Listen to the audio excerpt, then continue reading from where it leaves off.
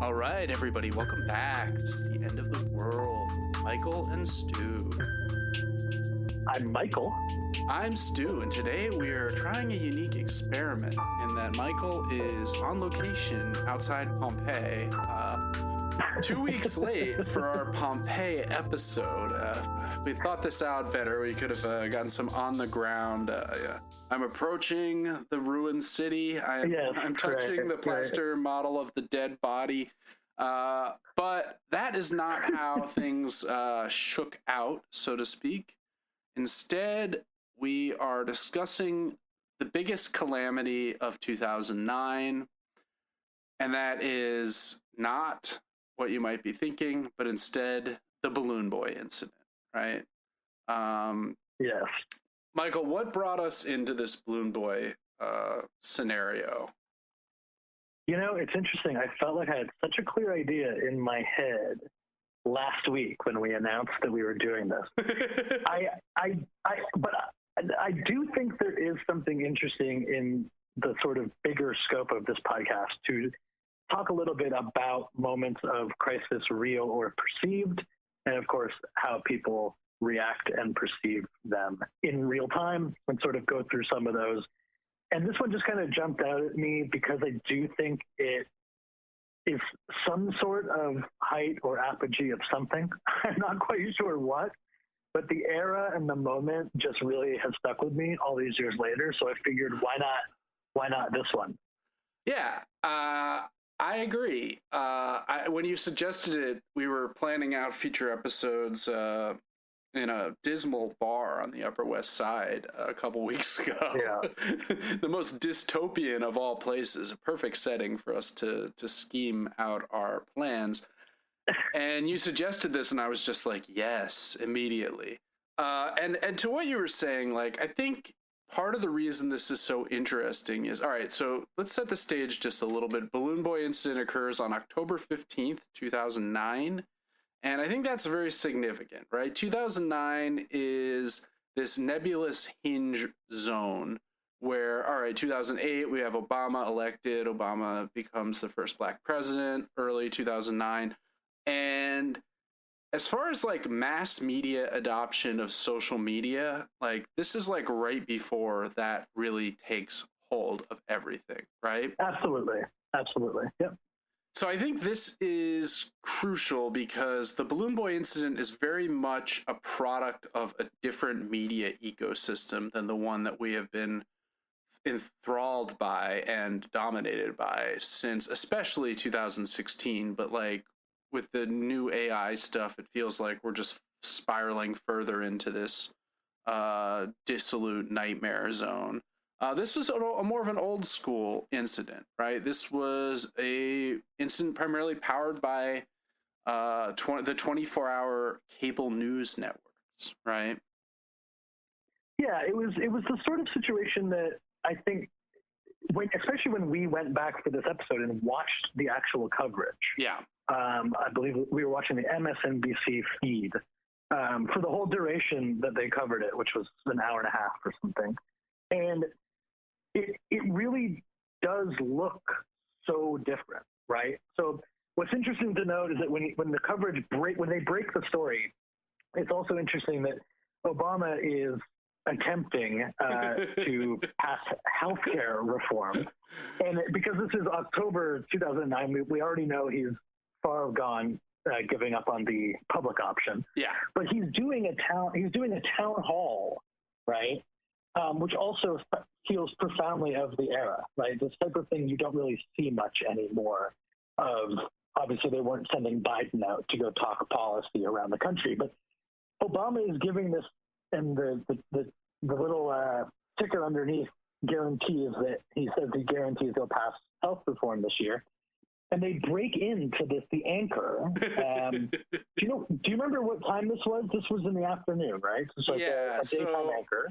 I think it's around noon or a little bit before noon when this happens. Yeah.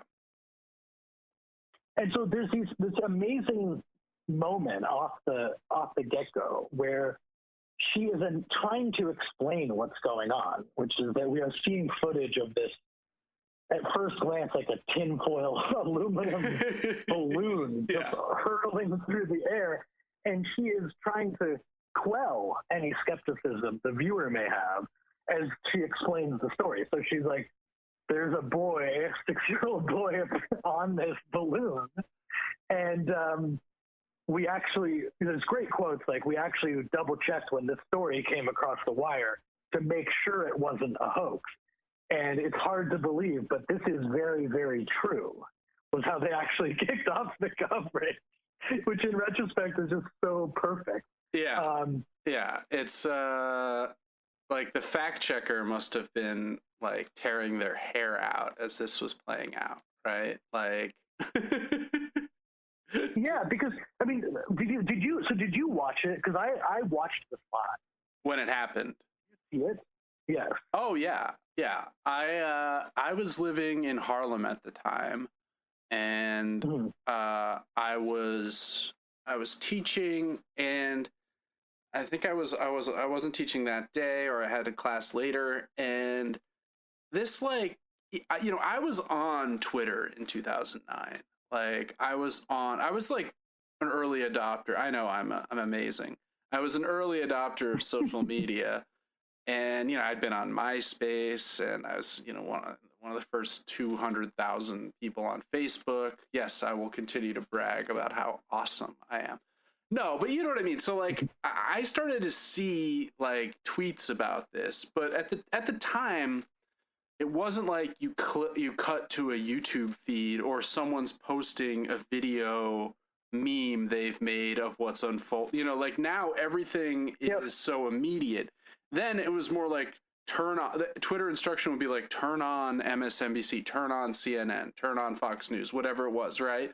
Right. And I think that's interesting because, like, as you say, like, we have this Obama, they cut in on Obama talking healthcare at a town hall. Whereas, like, now we have a media environment that's so deranged, right? Like, the long tail of the Haktua girl appears to be longer than the fact that someone tried to shoot the former president at a rally, right? I mean, did you see that chart? Yeah. Like, there was this chart that was going around that, like, yes. her interest in her is much more sustained than interest in the attempted Trump assassination. So like in this environment, the idea of like anyone watching a televised town hall about healthcare by the sitting president just feels like completely demented. Like that would never happen, right? No, it's also kind of interesting to think that we did actually used to do that. Like I remember watching things like that, and I don't think my sort of attention span riddled mind at this point, sure. would actually be able to sit through such a thing if it were to come out today. Like if that was something you were supposed to do at whatever 1 o'clock on October 15th, I don't know if I could make it through a whole thing. I think that the search. Well, you'd have your phone out, and you'd also be like looking at another talking screen, to friends, looking at other memes. Right.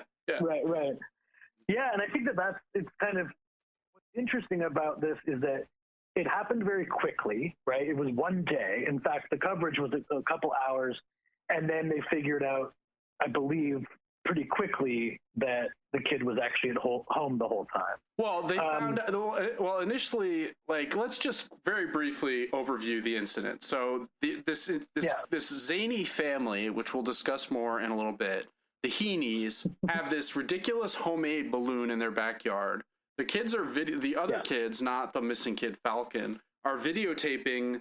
The parents are like filling it up with helium or whatever, and it's untethered. It gets away. The dad is pissed off. He's screaming at his wife. A recurring theme in this story. And the kid, one of the kids who's filming, suggests that the younger son, Falcon, is in the balloon. So very shortly thereafter, he calls 911, calls the FAA to say, hey, this balloon got up, just to warn any planes that are loose. And this gets pushed up the chain to the media very quickly. So within half an hour of this happening, there are helicopters in the air filming the balloon.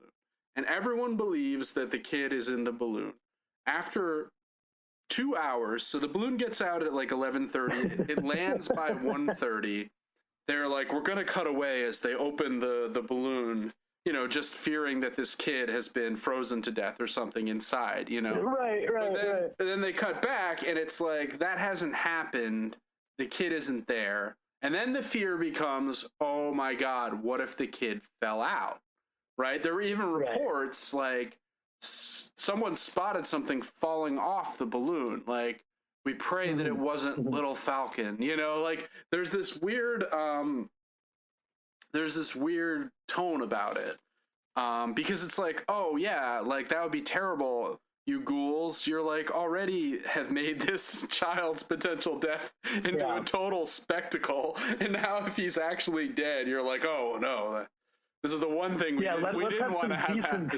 Yeah, exactly. Yeah, well, but that's what I love about it too, is that you can see in the coverage how much information, and this is not to get conspiratorial about previously televised events of historical importance, but the way that the anchors just start sort of hurling information out of the gates, right? So first there's just the certainty that this is what's happened, right? Yeah. Like, she really is like, this is true. We've confirmed this. We've double checked. There's a boy in that balloon, which even just watching it fly through the air, it's like, it felt so weird and impossible while you were watching it.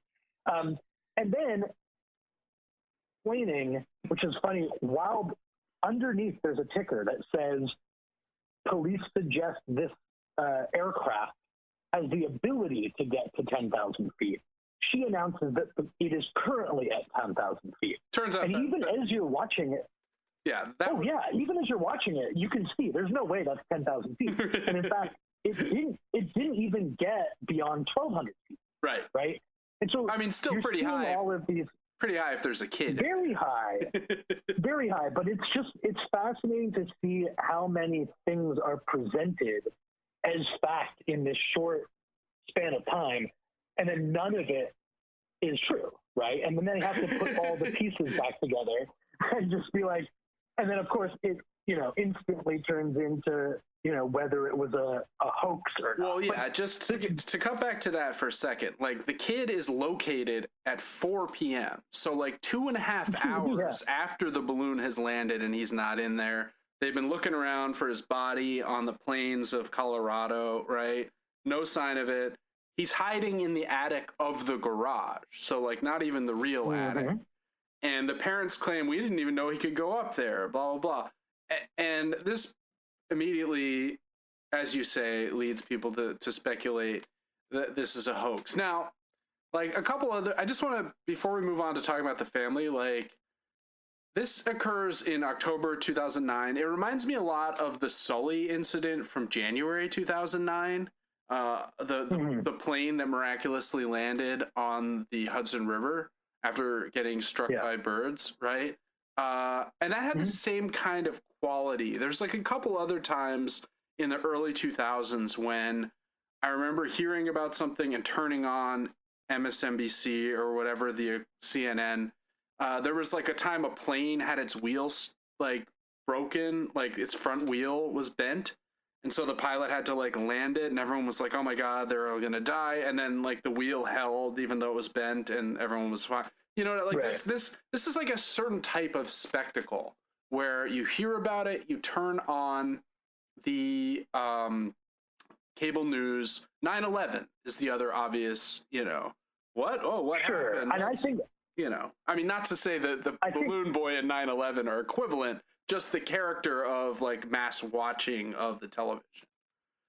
Well, and that it feels like it was kind of the end of it, because I mean, I'm trying to think of one sort of in between, but I often, like when I think about the balloon boy, which is more often than I care to admit, I compare it to the Boston Marathon bombing. Again, not in importance, but in the fact that it's only 4 years after, right? 2013. Right. And that moment felt so much more online. Like I remember following that online. I remember the police scanner leaked and people were listening. We were kind of together online listening to the chase. I feel like I stayed up all night when they were hunting for those guys in Waltham and like suburban Boston, right? Like, right. Even I would say even Occupy Wall Street in 2011 when they were clearing out Zuccotti Park. That was like way more online. I remember being like on the edge of my seat, refreshing Twitter to see like what was happening, and then everyone went the morning after. I like went down there because I live not that far away, and there was like kind of this mass gathering of people there, and I remember running into friends at the park. So much more online than the 2009 of it all. Well, and the Balloon Boy was so perfectly of the mainstream media, right? And it kind of, what I love about it is it just checks all the boxes. Like even after, so first they find out that he's okay. And the way that they've had everyone covering this thing to the point where even it's now like the lead story, Katie Couric, right?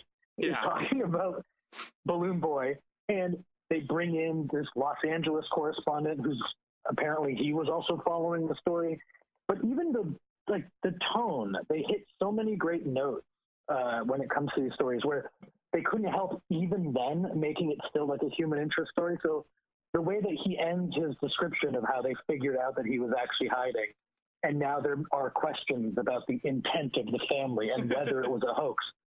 And he even ends it with, or maybe this little boy is about to have a very long timeout, right? And it's like even those throwaways, the feel of the time, you know? Yeah, like it's very weird. I think like I remember exactly where I was when 9/11 happened. I even remember where I was when certain of these other spectacles, like the Balloon Boy, happened, right? But now I feel like when these events happen, all I remember is that I'm online, right? That something has kind of been flattened about the specificity of like where we are in the world. And I feel that that's true about the examples that we've just raised. That's true about when Kobe died, right? I remember when right before COVID happened, I got maybe you texted me, someone texted me, and I was like, what? And then you like refresh it and you right? But it's like instead of like I was ironing or I was like at the gym and 9/11, it's like it's all just on your phone, right? Like and that's why well-memed things like Haksua become bigger news stories than assassination attempts because it's all indifferentiated, right? You're just experiencing it in the exact same manner. And so unless it sticks out in that very specific memified way, it tends to fade, I think, in a different way. Now, to be fair, people weren't talking about Balloon Boy a month after Balloon Boy happened. But, it was fun to see the media go through its own process sort of in real time as it starts to figure out that it has been had, and then get increasingly indignant about the fact that perhaps they had just immediately believed this ridiculous thing and turn it on this family. And that sort of came to be that night, right? Because and I mean, the incentive was completely for them to do that, right? I mean, it points us to the like incredibly perverse corporatized news that needs to get views, that needs to get clicks. That's like way more important than any fact checking, right? Like any like ethics in journalism. Right, and then as they get proven, as it gets proven that they have been victim to a hoax. Well, probably. I don't know, Michael. I don't know. You're saying it was definitely a hoax. Okay, interesting. Well, we should say point of fact in quotes, I'd say that Richard Heaney and the family to this day deny that it was a hoax, despite taking accountability for it. Well, despite being at the time, despite taking a plea bargain to pay back and spending 30 days in jail or something, right? But because I think something like $40,000 was spent on this search, which is Amazing. Well, and they got lucky because they were about to launch helicopters with night vision, which would to have continue been the search for the kid. Which would have been just far more expensive. hundreds of thousands of dollars in fuel. Yeah, although I will say $40,000 still sounds cheap to me. Yeah, it seems quite. Day and age, it would be like $1.5 million to do this. Well, inflation, price, rescue agency price gouging. There's a lot of right. But you see, so like the next phase of this thing, before we get to the family and what their apparent motives were, is that the family appears on Larry King Live. Right. And during this, they are for some reason at this time of night, these kids who must be absolutely exhausted are rather strangely put on television to explain what has happened, right? And the kid, Falcon, who is the one in question, basically lets slip, it seems, that it was all a hoax. Well, he says, you said we did it for the show, right? The show. It's kind of the perfect quote of the era, in a sense, right? Yeah. We did it for the show, right? And this then became this notion on the heels of the fact that this family had recently appeared in rather hideous reality program Wife Swap. I don't know if you obviously remember it now that we've been researching, but did you watch it at the time? Oh, religiously. Yeah. Not by this time, but when it first dropped in like 2005, I want to say, I was living with someone and we would watch it every night. Like, not every night that it was on. It was like, all right, Wife Swap, and then there was the Trading Spouses was like the other Wife Swap. And so we would watch both. It sort of illustrates the point that I think we're sort of getting to here, which is that they then instantly are derided as hoaxers, right? It's the kid has outed them. They scramble. They end up on ABC the next day. Now they're getting interviewed by Diane Sawyer. So now there's another legacy media entity who's taken this interest, and she is sort of, with all the gravity that she might, interview a statesman. She's sort of she's actually asking more difficult questions of the Heaney family than she may have done, to the likes of Dick Cheney or Donald Rumsfeld during Abu Ghraib, and sort of making sure that they get outed. And it's all very strange. I know you pointed out before that one of my favorite parts of it is that the kid, Falcon, is in a towel, right? He's wrapped in a towel. Like a blanket, kind of, in the morning. As though he'd been in the balloon. As though he's still cold strange. From his balloon odyssey that never happened. That they all talking about how it's not a hoax, but they're saying he wasn't in the balloon, but then the family wraps him in a blanket as though he's recovering from something. And the other kids aren't. Yeah. He pukes. He gets up and he goes to the bathroom. The mom leaves the microphone on when she goes to help him. The kid starts to puke on television.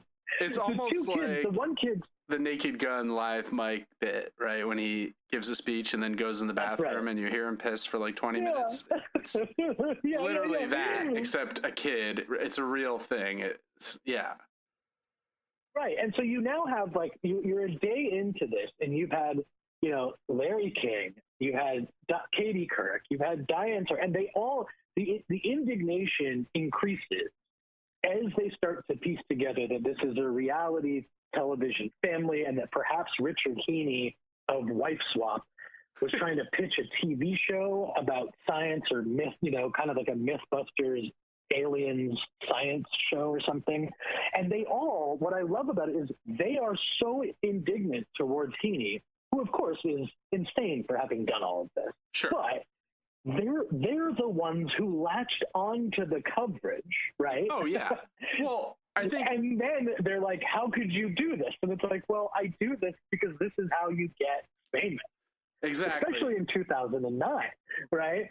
Because if you look at the era, you are in this very interesting era of reality television where there's weird families, there's John and Kate +8. Oh God. There's the other way of getting famous. There's sex tape scandals. Obviously, we're a couple years removed from Kardashian, a couple more even further from Paris Hilton. Yep. But like you are seeing this democratization of fame through reality television, and a bunch of very odd people start to try to make their push, right? And Heaney seems to be one of them. Right. But another thing is, piggybacking on what you just said, like, I love the utter contempt that Katie Couric, Diane Sawyer, Larry King have for, these reality TV stars. They are so beneath us. When in fact, as you point out, it is precisely the attention of the Katie Couric, the Larry King, etc., that has enabled the creation. You know what I mean? It's like it's this very perverse kind of irony. Where I mean, these are the people that made reality television so clearly possible by interviewing Kato Kaelin, right? Guys like that, hard right? copy or whatever. All of this is just prelude to Inside Edition. These 90s news magazines that are little more than glorified tabloid, right? Like, and then reality TV is just the next logical step. So it's like, what if we dropped the pretense of it being news and just had this twisted family with like 10 kids, like, or whatever it is, right? Like, and that's that. And, obviously the biggest product of this of all is Trump, right? Yeah. Like, this is literally the era when was The Apprentice? It was on now. It was on earlier. It was on in 2005, 2006, right? I mean, this is when I was watching The Apprentice and thinking things like, Trump seems like a jerk, but yeah, he's pretty funny. Like, I kind of like him. He's ridiculous, And he built a lot of goodwill. I mean, obviously, that evaporated immediately upon his turning to politics, but like, he is a product of this media atmosphere, right? Now, the difference with Trump is he was able to capitalize on Twitter in a way that a lot of these people are not, right? Mm-hmm. Like, he was able to make the leap to the next thing in terms of just being an outrageous, ridiculous personality who said crazy stuff, right? Yeah. I mean, I feel like, sorry, carry on. No. What do you feel like? Tell me. I think that if Heaney wasn't such an objectionable person as we see in Wife Swap, which we should talk about a little bit, I'd actually have a lot more sympathy for a guy like this, because in this moment you are really seeing that this is sort of the way forward. And again, this is before a time when you could build a Twitter following or do TikToks and become like online famous, right? It was this weird blend where people were starting to become famous, but they had to find their way onto legacy media to really cement it. Right. I mean, YouTube monetization wasn't even really a thing yet, right? Like, there were no Mr. Beasts, who we'll probably have to do an episode on sooner or later. But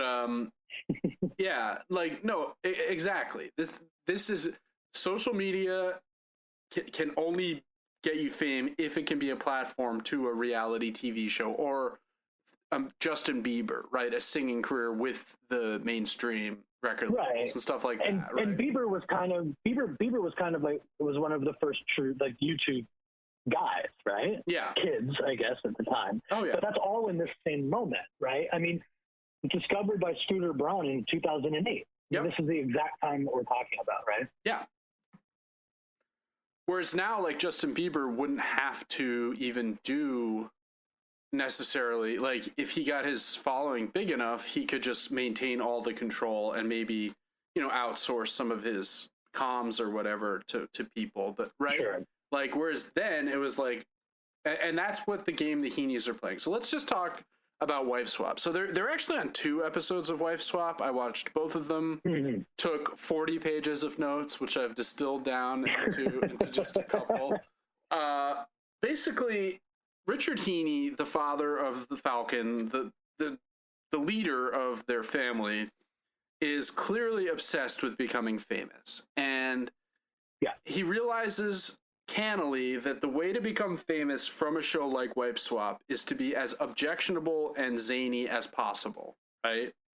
Mm-hmm. And this works for him to the effect that they have a second appearance within the same season of Wife Swap, because they're voted on by the fans of Wife Swap to return, because they're the most ridiculous, hated / enjoyed to be gawked at family. Right, which if you followed Wife Swap is quite the test. Yeah, because there's so many like very, very weird people. I personally found the other family crazier. From the first step, the Martell family? Yeah, the Queen Freaks. So they switch. The Heenies are presented as storm chasers. They get in their car, and the dad rides the Richard Heenie rides his motorcycle into the middle of a tornado to try and gauge something. Unclear what. Mm-hmm. Doesn't matter. Mm-hmm. The thing I kept thinking as I was watching this is like, how do any of these people have a house? Like, how can they afford to pay a mortgage? Like this. Yeah, what do they do? Like, where does their income come from? Because they all have homes. They have multiple kids. They're the age I am now or younger. And yet, like, all of that seems like very unreachable to a lot of my colleagues who aren't in like big business or whatever. You know what I mean? It's like, this is an age when you could just, the other family, the Martell family, live in Connecticut, not far from where I grew up. And they run a baby proofing business where the dad will go and like put little locks on your medicine cabinet. So little Junior doesn't like get in and drink your Oxy or whatever. Like, how is this a career? Like, how do you, like, do you go and you're like, all right, that'll be $5,000. Like, I just baby proofed your house. That's what's so amazing about pairing this up with the Balloon Boy with the Wife Swap episode is that it all feels precisely as inauthentic, right? Both things. Like, it's hard to imagine the Martells as a real family, right? These people they won't let their kids go outside because if they fall over, they might die. And I'm not exaggerating. Like, that is basically their worldview, right? They won't eat sushi because they'll get a fatal tapeworm. Just like it reminded me a little bit of a certain paranoid friend of mine who shall remain nameless. Oh wait, it's Michael Terry. It's you. Yes, well, but you're not nearly. I mean, you have a lot of anxieties about health and things like that, but it doesn't stop you from living your life. I mean, these people, these kids are being taught to do nothing. Like, do nothing. They can't move. They stay inside. Well, if they go outside, they might get eaten by a coyote. And it's like, bro, a coyote has like never killed a person. What are you talking about? Right. But then it's like, okay, so how much of this is scripted, right? All of it. And all of it. That's right. And so Heenie gets this experience, and it's truly, if it is a hoax, which it almost certainly is, it's hard to imagine that Heenie didn't get the idea from being on these TV shows. Right? Yeah, and like, it's very simple to see the through line here. Right, because in the show is like every show has the same. Every show is exactly the same, right? The wife switch places. There's conflict because one wife has a crazy family, the other family is too uptight. It's always this, right? There's slight variations. Yeah. The conflict boils over. There's some yelling, there's some screaming, and then there's compromise. The father realizes actually the new wife has some good ideas I'm going to try and implement to help my family become stronger or whatever, right? This happens. Which usually feel like these like totally tacked on scenes at the end that almost look like they're filmed somewhere else. Oh, and they're just, this is how we come up with the ending, and these people all hate each other. Yeah, but they're also all in on it, right? Like, you can see them breaking. Like, when Richard Heenie is, like, screaming at the safety-conscious woman, Karen Martell, he is, like, practically laughing, and she is practically laughing. And they're terrible at acting.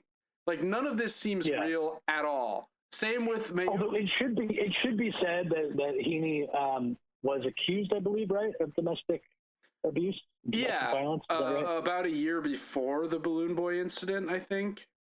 Maybe after Wife Swap, but before the balloon thing.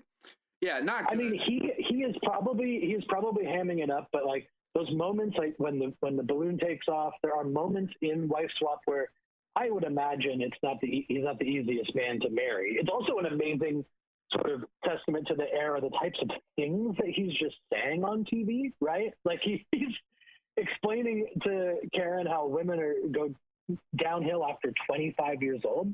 Yeah, right. I mean, like while his wife is clearly older than that with 3 kids. Yeah. I mean, he's bragging about how his wife is Japanese as some sort of weird, like, she's submissive to me. It's so racist. Oh, yeah. And it's so casual. He's so canceled if this is even 5 years later. Yeah. I mean, like, that's right. The Twitter outrage mobs don't exist yet, and that's fine. Yeah. But again, you see it in terms of like, so how does he decide on Balloon Boy? Well, he does Wife Swap. He gets this weird thing where he's known as a storm chaser and eccentric inventor. Right. And he's described this way on the news coverage.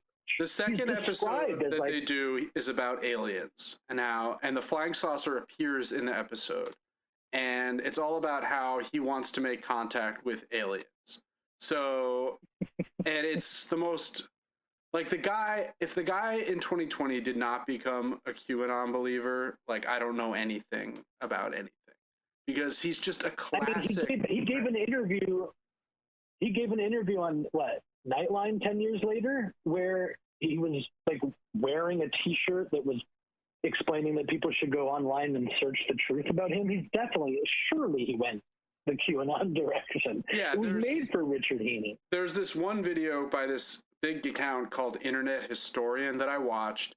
It's from 2017, and it's pro Heaney. He's like, I don't know, like maybe this was what they said it was. And so on the Nightline appearance, he has, as you said, a T-shirt saying, Google Internet Historian Balloon Boy. It's so It's so amazing. Like, what is happening? So good. But the best part about that is he has the shirt on and he's giving the interview where he's doing like the Trump greatest hit, in the sense of being like, this is a hit job, isn't it? Like right away, even though the guy's just asking him the most basic questions, the interviewer's just asking the most basic things like, you still say it's not a hoax? Tell me. And he's like, this is a hit job. And then he has this amazing moment, and he's actually doing an interview on major media, and he's like, if only the media would give me a shot to tell my story. He actually just like, then he would be vindicated, but he doesn't actually tell his story, but he just insists that if the major media would let him, then he would be able to. It's so crazy. But still, it's amazing. He's still described as an inventor, right? This is even 10 years later. His kids now have a heavy metal band with their lead single, There's No Hope. It's totally whacked out. I mean, and the metal band is terrible. It is like, oh man, it's so sad. The whole thing, it's like, these are people who've clearly hitched their egos to the idea of fame in a way that is very common now, but also feels like utterly ridiculous, right? Like, yeah, I don't know if people, I mean, maybe it's being too kind to say that there's a level of, if not still grotesque, a sort of sophistication to the self-branding of the online fame movement that was sort of lacking. And everybody like Richard Heaney, who is not the first. I mean, you can watch any of these shows. Watch Table for 12. Watch John and Kate. Watch the early Kardashians, right? I mean, this was a real way forward. Or like Vanderpump Rules. Like, this is still happening. It's just much more polished. Oh, sure. Right? The legacy of it. But you can see, for example, the difference between a Heaney and a Kardashian. I mean, the Keeping Up with the Kardashians starts in 2007, right?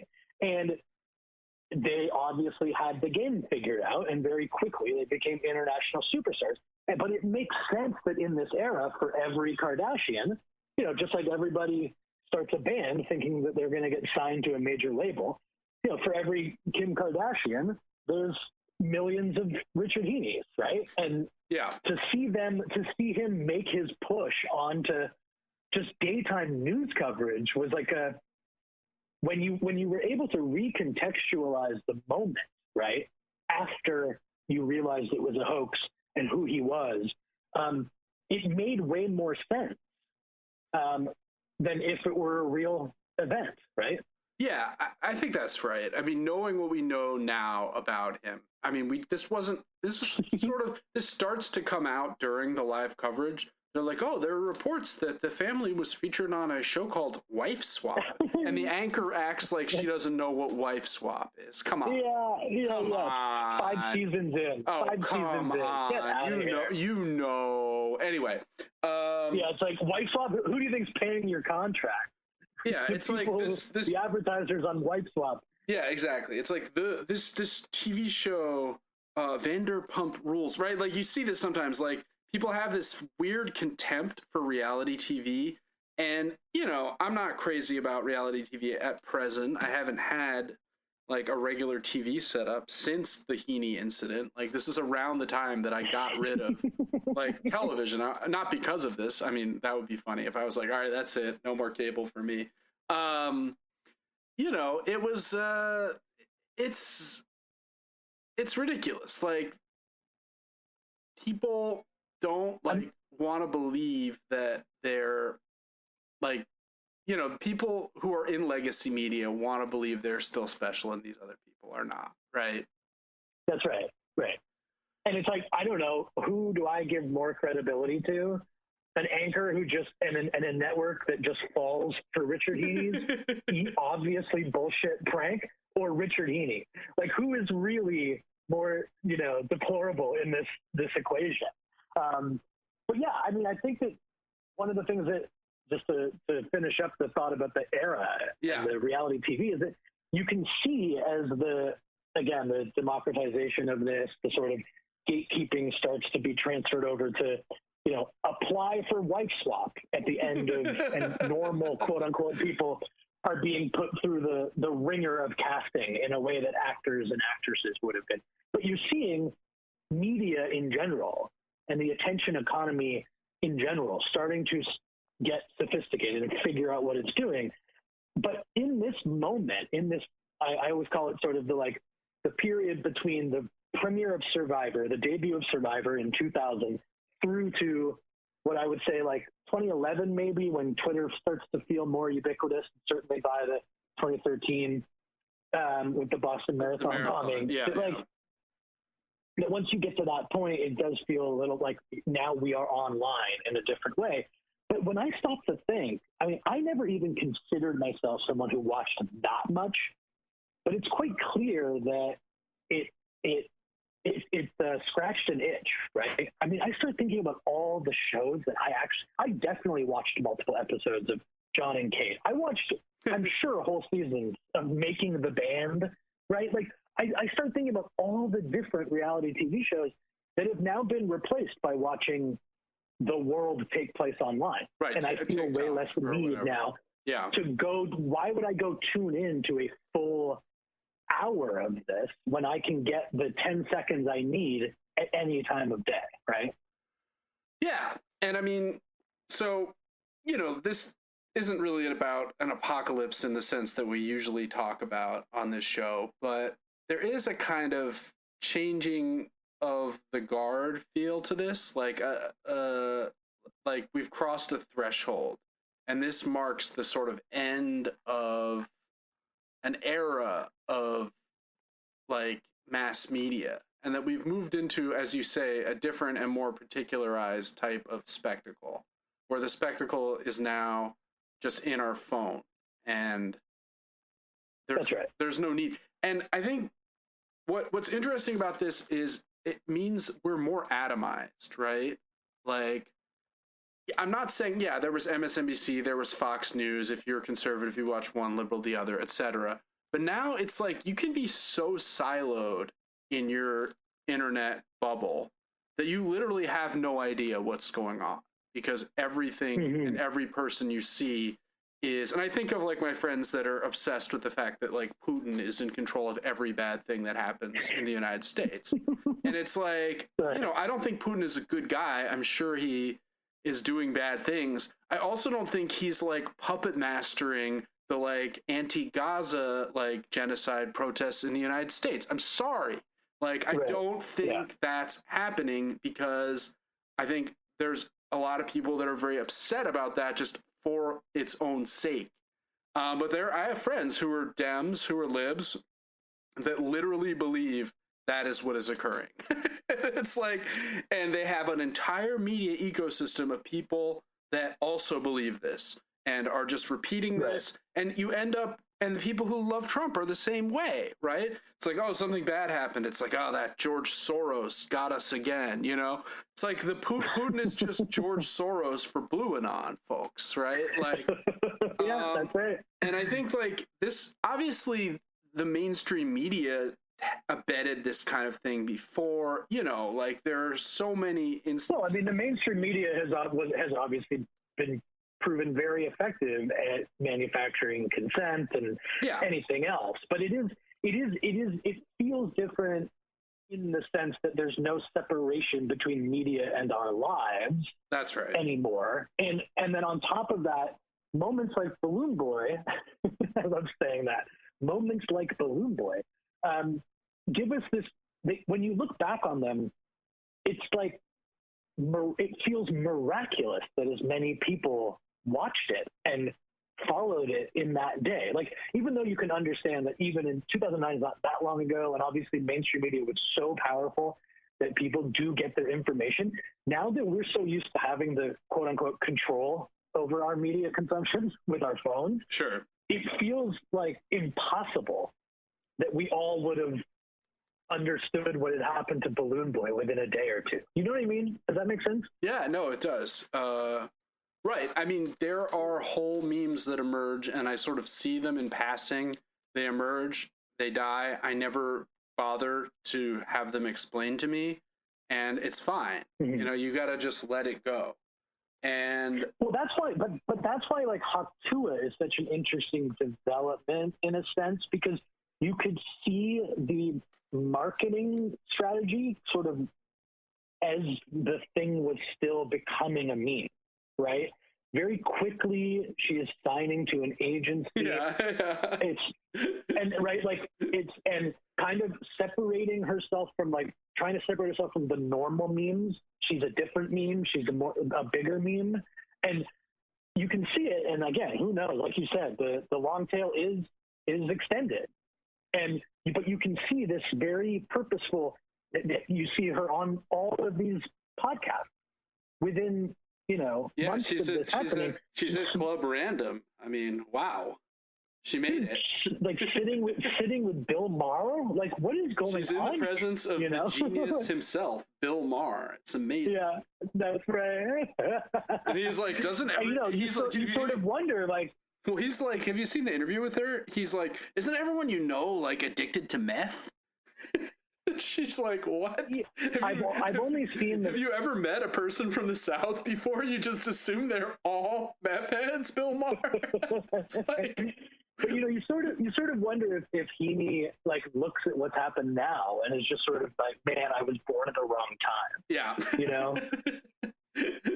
No, exactly. Like, if this had happened 5 years later in a slightly different managed in a slightly different way, and I'm honestly still kind of surprised that this didn't lead to him being some kind of reality star, right?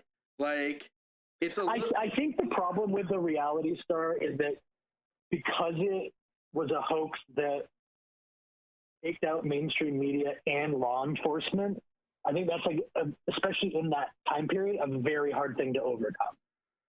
Yeah, you're probably right. I don't know, but I feel it's one thing to lie. It's one thing to lie about WMDs, but right. I was just going to say, like, I feel like Michael Cohen has a successful podcast, though. Like these other criminals who are just like tangential, or like Scaramucci, the like 3-day press guy for Trump, or like these people have all like, Trump, is a bigger phenomenon, but it just feels like there should have been something there. And instead they're like living, at least 5 years ago, they were living in like Florida in a like house that seems a little smaller than their Colorado house. He looks bad, like he's gained weight. He's older, but he like looks more like the dude from The Big Lebowski or something. Like he's and ironically, of course, they were impacted by this. No one else really obviously was, but they decided to homeschool their kids, which I'm guessing they probably would have done anyway, given their whole vibe. Yeah. But he certainly portrays it like their life got pretty bad, and they were pretty ridiculed for a long time, and just kind of had to close ranks, basically, right? Yeah, and like I feel bad for them. I mean, I think that Richard Heaney is a terrible guy. I don't like him at all. But like there is like an irony to the media being like, these guys know, but like, oh, look at that guy over there. It's or like Trump. Oh yeah, sure, he's president now. It's just kind of like, wait, what? Like, it's just it feels unfair. Yeah, like, it feels unfair, even though I don't think it feels unfair, people, right? Given everything that we know about the last 15 years, it seems a little harsh that Richard Heaney had to eat it completely, right? Yeah, exactly. I think that's right. All right. Well, I think that's a pretty good place to wrap it up, unless you have any other final thoughts on Balloon Boy. This is a real. No, I think I'm ready to leave it behind. Yeah. let it sail off into the atmosphere. This is an experiment. Next week we'll be back to our more traditional recording setup. So apologies if the audio quality is a little bit less than what you've come to expect from the fine people at the End of the World, Michael and Stu. I think this is interesting. Next week we'll be talking about Karen Tayamashita's novel Through the Arc of the Rainforest, which is a great book that maybe not that many people have read. We'll give you a breakdown on that. It has a lot of environmentalist and exploitation of capitalism kind of themes, but it's very funny. It's been teaching it for the last couple of years, and it's one of my favorite books these days. I'm looking forward to that. Michael, any other big plans while you're in Italy? Are you gonna head back to Pompeii, see if you can get to the bottom of what happened with Pliny? Well, I am actually going to the Archaeological Museum on Wednesday. Oh, amazing! So I will in Naples. So I will provide an update if there are any great developments in the Pompeii mystery. Excellent. As it were. If you see anything worth documenting, we can always put that up on our Instagram, which you can follow at The End of the World WMS. If you like the show, please follow, tell a friend, rate, review if you feel so inclined. And otherwise, this has been The End of the World with Michael and Stu. I'm Michael. I'm Stu, and we'll talk to you real soon.